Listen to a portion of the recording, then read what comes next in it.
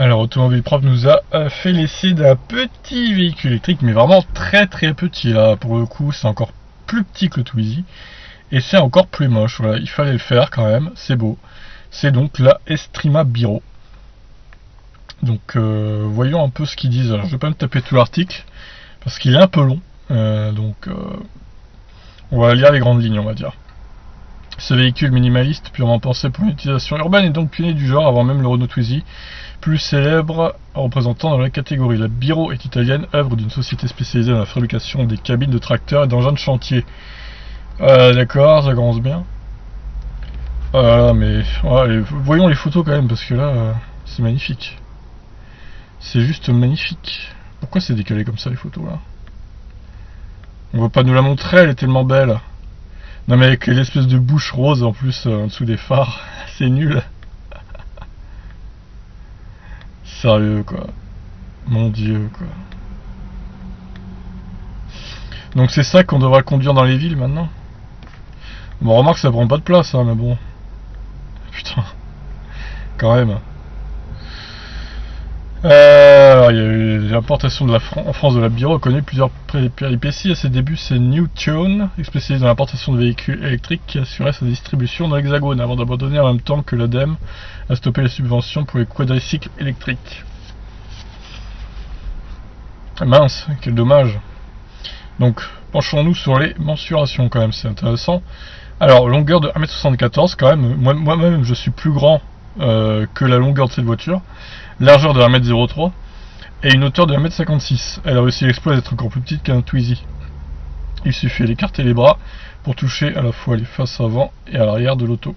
Dans la rue, les passants jettent des regards incrédules amusés, sans doute certains n'assumeront pas de rouler à bord de cet engin minimaliste, diamétralement opposé à la voiture, à l'idée de voiture statutaire. Oui, c'est sûr, là, l'écart est important avec ceux qui conduisent dans les SUV, on va dire. Et il y a un mode boost. Non. Il y a un mode boost quoi. Oh, il y a un coffre. Wow. Quel coffre. Oh, le frein à main. Magnifique. Ça fait tellement cheap quoi. On dirait qu'on va la casser la voiture si on appuie sur les boutons quoi. C'est tellement n'importe quoi des voitures pareilles. Alors, face au conducteur, il y a un volant, contrôle de vitesse sorti d'une jauge de batterie, un commodo de clignotant, un interrupteur pour passer de marche avant-arrière, et c'est tout, car le frein à main se situe pour sa part à l'horizontale sous la planche de bord face au passager, mais l'auto est tellement étroite que le conducteur n'a aucun mal à l'atteindre. Magnifique. Ouais, c'est vrai qu'un mètre de large, quand même, là, c'est vraiment minuscule, quand même, ce truc. À l'aise en ville, un garde au-delà, oui, c'est sûr. Il y a des batteries sous sous le plancher donc.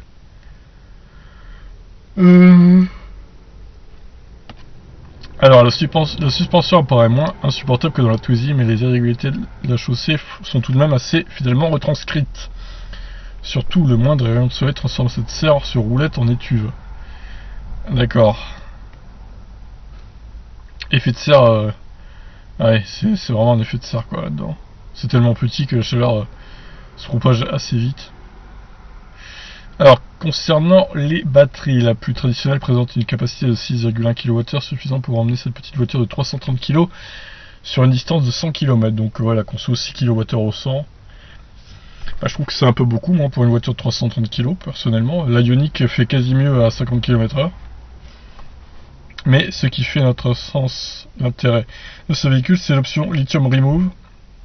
Plus petite, celle-ci n'autorise qu'une autonomie de 55 km, mais elle a l'immense avantage d'être amovible. Ah oui d'accord, on peut l'enlever de derrière.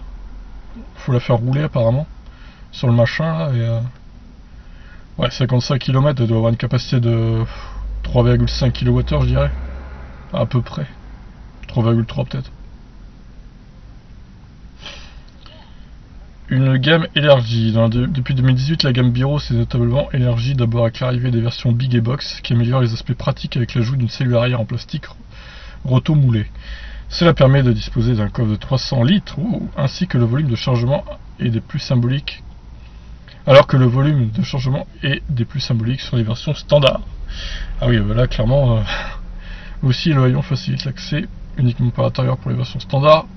Destiné aux particuliers, la BIC dispose d'un haillon vitré, alors que le volume de chargement est doté d'une cloison et d'un haillon aveugle sur la box, à la vocation utilitaire.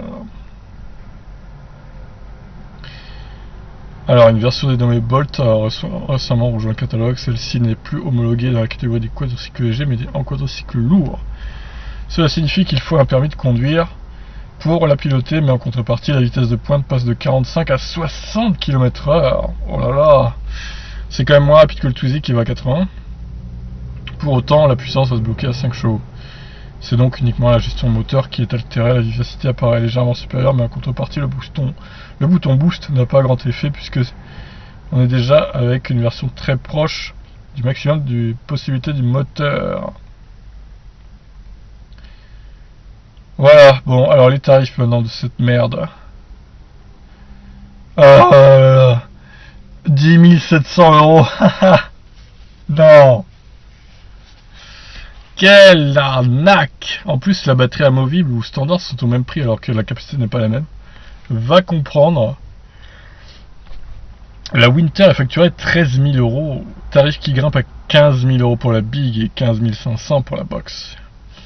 Il faut encore rajouter 1 200 € pour les versions Bolt qui se déclinent, mais c'est honteux. C'est honteux. Là, j'ai pas de mots, quoi. Ça doit coûter combien à produire? Ça doit coûter 3 000 € maximum à produire cette daube là. Et ils vendent ça 15 000 balles. Non mais, franchement, j'espère que personne ne va acheter ce truc, honnêtement. Non, je comprends pas. Là, franchement, faut arrêter, quoi.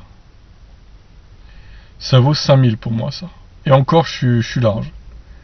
Là, parce que je suis très très gentil avec 5 000 €. Mais ils te vendent ça à 15 000 €. Allez, 10 000 pour la pire. Mais quand même, c'est incroyable le prix, quoi.